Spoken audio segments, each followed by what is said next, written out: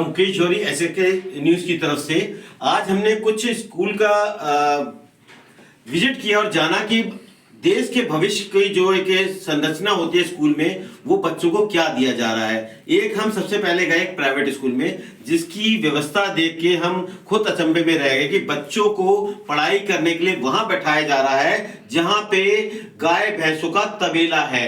तबेले के बीच में और बच्चों के बीच में सिर्फ एक ग्रीन कलर का पर्दा डाला हुआ है। एक तरफ बच्चे पढ़ रहे हैं और एक तरफ वहां पे गाय जो है वो है, उसके साथ में ही गाय का गोबर पड़ा हुआ है, गाय भैंस की जो है वेस्टेज वहां पे है और वो स्मेल आ रही है, कीड़े मकोड़े वहां पे घूम रहे हैं। उसके बावजूद उस स्कूल प्रशासन को उसकी तरफ से कोई फर्क नहीं है, क्योंकि पैसा आ रहा है। उसी के बाद हम एक और स्कूल गए, वहां पे था वो गवर्नमेंट स्कूल। जब गवर्नमेंट स्कूल में इतनी अच्छी व्यवस्था हो सकती है और वो सब्सिडी पे चल रहा है और जबकि NGO वहां जा के काम कर रहे हैं, तो ये प्राइवेट स्कूल जो कि बच्चों से एक मोटी फीस भी ले रहे हैं, उसके बावजूद वो चीजें क्यों नहीं दे पा रहे। और वहां पे देखा कि वो स्कूल में ऐसी स्थिति है कि वहां सरिया भी निकले हुए हैं, दीवारें भी टूटी हुई हैं और बच्चे उस जगह के हिसाब से, जो कि मेरे ख्याल स्कूल का भी कोई नॉर्म्स होते होंगे कि कितना एरिया में कितने बच्चों को बैठाया जाना चाहिए,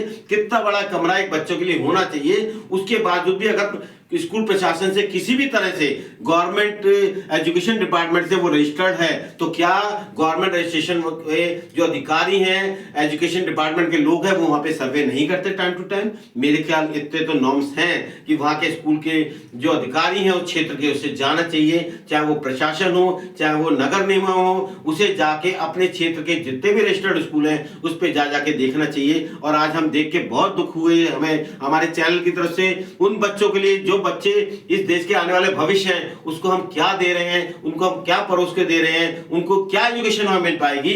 जब हमने उनसे पूछा भी तो कह रहे हैं हम वहां कंफर्टेबल नहीं है, हम उस स्कूल का नाम नहीं लेंगे, हम नहीं चाहते किसी एजुकेशन जो एक सरस्वती मंदिर है उसको हम कहीं हर्ट करें, उनको कहीं नुकसान पहुंचाएं। पर कम से कम ऐसे स्कूलों में गवर्नमेंट जो है आगे आए और आगे बढ़ के अपना संज्ञान लेते हुए ऐसे स्कूलों को सुधारे, जिससे हिंदुस्तान का भविष्य, जो कि सरकार चाहती है कि विश्व गुरु बने, क्या इस तरह विश्व गुरु बन पाएगा। तो हमारी फिर विनती है कि स्कूल प्रशासन, स्कूल और एजुकेशन डिपार्टमेंट इसको संज्ञान लेते हुए इन स्कूलों के ऊपर विशेष ध्यान दे। इसी सिलसिले में जो हमने कुछ कवरेज की है, और चाहे वो प्राइवेट स्कूल हो चाहे वो गवर्नमेंट स्कूल हो, वो हम दिखाते हैं। इसी सिलसिले में हमने क्षेत्र के पार्षद और उस स्कूल की, गवर्नमेंट स्कूल की प्रिंसिपल से भी बात की थी, वो भी आपको दिखाते हैं। आइए देखते हैं क्या दशा है उस स्कूल की और क्या दशा है गवर्नमेंट स्कूल की। इस तरीके से चल रहा है ना यहाँ पे। तुम्हारे एग्जाम चल रहे हैं ना, ये डेली यहीं बैठते हो आप लोग? जस्ट बिकॉज अंदर स्पेस नहीं है। और कितने में छुट्टी होगी तुम लोगों की? यहाँ कंफर्टेबल हो? कंफर्टेबल नहीं हो ना? कब से बैठ रहे हो यहाँ पर? 4-5 दिन से। तो आप ही बैठते हो और बच्चे भी बैठते हैं? वो टीचर है ना? सभी बैठते हैं। चलो।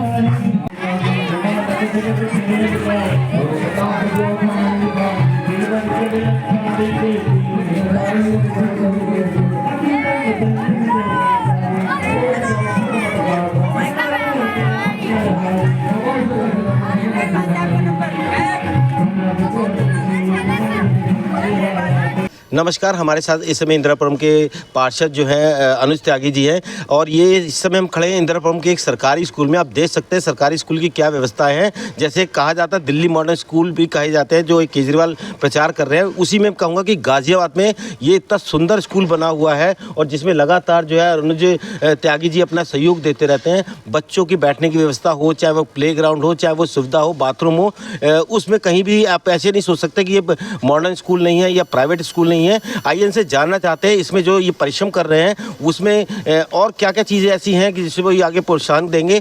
और कुछ ऐसे भी संस्थाएं हैं जो पैसे लेने के नाम पे, प्राइवेट स्कूल के नाम पे जो है वो एक उन्होंने धंधा बना रखा है और बच्चों के भविष्य खिलवाड़ कर रहे हैं। अनुज जी, बहुत बहुत स्वागत है हमारे चैनल में।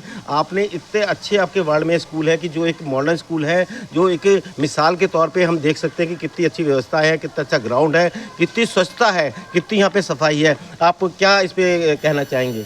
ये वार्ड 87 में एक बालिका इंटर कॉलेज पढ़ता है, वो मेरे वार्ड में ही है। और आप देख सकते हैं मतलब दिल्ली के स्कूल फेल है। इसमें ग्रीनरी इतनी है, बच्चों को बैठने की लैब भी है, जो इसमें बच्चे पढ़ते हैं। अभी साइंस की लैब भी बनने वाली है। यहाँ अनीता वशिष्ठ यहाँ की प्रिंसिपल हैं। काफ़ी एनजीओ इस स्कूल में काम करते हैं, नगर निगम काम करता है। अभी आप देखें कितना अच्छा टॉयलेट है इसका, और आगे प्ले ग्राउंड है जहाँ बच्चे यहाँ प्रैक्टिस करते हैं बैडमिंटन की।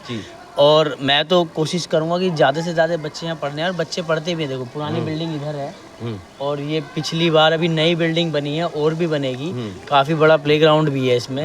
अभी स्टेज बनी है यहाँ पर, एनजीओ ने बनाई है। और देखिए आप ये देखें क्या नाम है, स्टेज पे भी बच्चे पढ़ भी रहे हैं, और बड़े बड़े प्रोग्राम होते हैं। अक्सर आप मुझे स्कूल में देखते भी होंगे। जी जी जी जी जी। अनुज भाई, आपके वार्ड में कुछ ऐसी संस्थाएं भी हैं जो पैसे के नाम पे जो है प्राइवेट स्कूल से है वो बच्चों के भविष्य से खिलवाड़ कर रहे हैं। ना उनके पास प्लेग्राउंड है, ना